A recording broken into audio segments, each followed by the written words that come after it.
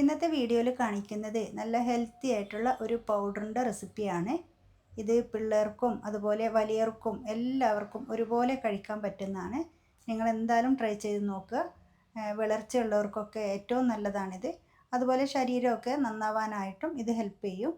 ഇനി നമുക്ക് ഇതുണ്ടാക്കാനായിട്ട് ആദ്യം എള്ളാണ് വേണ്ടത്. കറുത്ത എള്ളാണ് ഞാൻ എടുത്തിട്ടുള്ളത്. എള്ളിനകത്ത് ഒരുപാട് അഴുക്കൊക്കെ ഉണ്ടാവും. അതുകൊണ്ട് നല്ലതുപോലെ കഴുകി വെയിലത്ത് വെച്ച് ഉണക്കിയതിന് ശേഷമാണ് ഞാനിത് എടുത്തിട്ടുള്ളത്. നിങ്ങളും അതുപോലെയൊക്കെ ചെയ്തേക്കണം കേട്ടോ. ഞാൻ 3/4 കപ്പിൽ കൂടുതലായിട്ട് എള്ള് എടുത്തിട്ടുണ്ട്. ഇനി നമുക്ക് അടുത്തതായിട്ട് വേണ്ടത് അവലാണ്. ബ്രൗൺ കളർ അവൽ വേണം എടുക്കാനായിട്ട്. 1/2 കപ്പോളം ഞാൻ എടുത്തിട്ടുണ്ട്.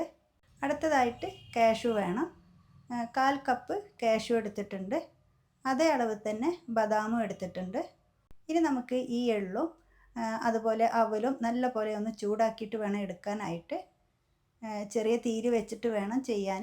ആദ്യം ഞാൻ ഈ എള്ളൊന്ന് ചൂടാക്കി എടുക്കുന്നുണ്ട്. ഇതിപ്പോൾ നല്ലപോലെ ചൂടായിട്ടുണ്ട്. എള്ള് ഇതുപോലെ ചൂടാക്കി എടുക്കുമ്പോൾ ഒന്ന് പൊട്ടുന്ന സൗണ്ട് കേൾക്കാം. ആ സൗണ്ട് കേട്ട ഉടനെ തന്നെ നമുക്ക് തീ ഓഫാക്കിയിട്ട് ഇത് ഒരു ബൗളിലേക്ക് മാറ്റാവുന്നതാണ്. ഇനി ഇതിലേക്ക് തന്നെ നമുക്ക് അവൽ ചേർത്ത് കൊടുക്കാം. അവൽ ചേർക്കുമ്പോഴും തീ കുറച്ച് വെക്കണം കേട്ടോ. പെട്ടെന്ന് അങ്ങ് കരിഞ്ഞു പോകും. ഇടയ്ക്ക് ഇതുപോലെ മിക്സ് ചെയ്ത് കൊടുക്കുക. അവൽ റെഡി ആയിട്ടുണ്ടോ നോക്കുന്നത് നമ്മൾ കയ്യിലെടുത്തിട്ട് ഒന്ന് പൊട്ടിച്ച് നോക്കുമ്പോൾ പൊടിയുന്ന ആ ഒരു പരുവാകുമ്പോൾ നമുക്ക് തീ ഓഫ് ആക്കാവുന്നതാണ്. ആ സമയം കൊണ്ട് നമ്മുടെ എള്ളൊക്കെ ചൂടൊക്കെ പോയിട്ടുണ്ട്. ചൂട് പോയതിന് ശേഷം മാത്രം ഗ്രൈൻഡറിലിട്ടിട്ട് ക്രഷ് ചെയ്തെടുക്കാവൂ കേട്ടോ. നിങ്ങൾ ഗ്രൈൻഡറൊക്കെ ഉപയോഗിക്കുമ്പോൾ ചൂടോട് കൂടിയിട്ട് അതിനകത്തേക്കൊന്നും ചേർത്തിട്ട് പൊടിക്കാതിരിക്കുക. എള്ള് ഒരുപാട് അങ്ങ് പൊടിയണ്ട, ചെറുതായിട്ടൊന്ന് ക്രഷ് ആയാൽ മതി.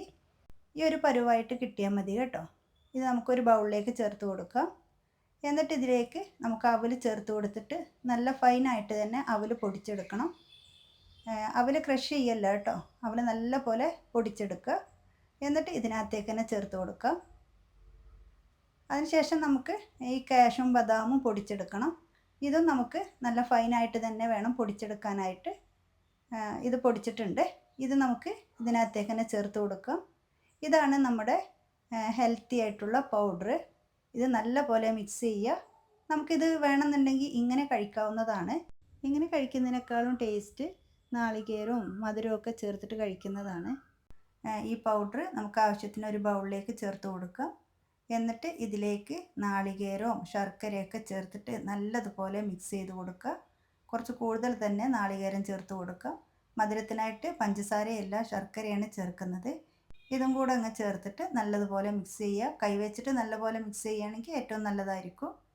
നല്ല ടേസ്റ്റാണ്. പിള്ളേരൊക്കെ വീണ്ടും വീണ്ടും ചോദിച്ച് വാങ്ങി കഴിക്കും. മുതിർന്നവർക്കും എല്ലാവർക്കും ഒരുപോലെ ഇഷ്ടപ്പെടുന്നതാണ്. നല്ല ഹെൽത്തി ആയിട്ടുള്ള ഒരു പൗഡറാണ്. എള്ളൊക്കെ ചേർത്ത കാരണം ഒരുപാട് ഗുണങ്ങളുണ്ട് ഇതിനകത്ത്. ബാക്കി നമ്മൾ നാളികേരമൊന്നും ചേർക്കാത്ത ഈ പൗഡർ ഒരു ബോട്ടിലാക്കിയിട്ട് നമുക്ക് ഫ്രിഡ്ജിൽ സൂക്ഷിക്കാവുന്നതാണ്. നമ്മുടെ ആവശ്യാനുസരണം നമുക്കിത് വേണ്ടത് എടുക്കുക. എന്നിട്ട് അതിനകത്തേക്ക് നാളികേരവും ശർക്കരയൊക്കെ ചേർത്ത് കഴിക്കാവുന്നതാണ്. വീഡിയോ ഇഷ്ടമായി ലൈക്ക് ചെയ്യാൻ മറന്നു പോവല്ലേ. അടുത്ത വീഡിയോയിലൂടെ വീണ്ടും കാണാം.